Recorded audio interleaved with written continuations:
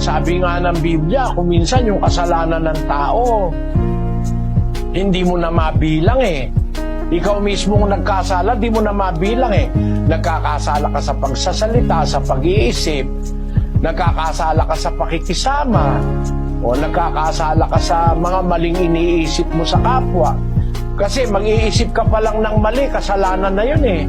Kaya nga tayo hindi dapat mag-isip ng masama eh sa kapwa, kasi 24:9 ng Kawikaan ang sabi, Ang pag-iisip ng kamangmangan ay kasalanan, at ang mangduduwahagi ay karumal-dumal sa mga tao. ang pag-iisip ng kasalanan, ng kamangmangang kasalanan, yung pangduduhagi, yung pang-i-small, kasalanan yun, karumal-dumal yun. Kaya nag-iisip ka pa lang, kasalanan na eh, kuminsan eh.